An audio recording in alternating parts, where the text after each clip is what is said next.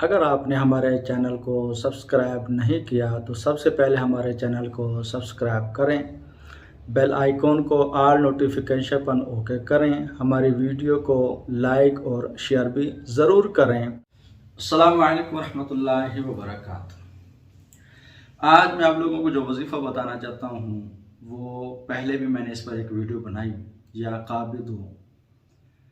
अगर कोई शख्स ये चाहता है कि मेरे कारोबार में मुझे लॉस नहीं होना चाहिए, नुकसान नहीं होना चाहिए, मेरा अगर मैं किसी को कर्ज देता हूँ या किसी को मैं कोई चीज़ देता हूँ तो मुझे वक्त पर वापस दे दे, तो उसको चाहिए कर्ज देते हुए या सौदा बेचते हुए या काबिदों का विरद रखें जितना हो सके। अब ये मैं नहीं कह सकते इतना पढ़े कि आप थक जाएं, चलते फिरते जैसे महसूस हो जितना हो सके आप इस अमल को करते रहेंगे तो इंशाल्लाह आपके कारोबार में नुकसान भी नहीं होगा। किसी को कर्ज देंगे तो वो वक्त पर लुटा भी देगा। बहरहाल कि या काबिदों का आप अमल जारी रखेंगे तो ही ऐसा होगा।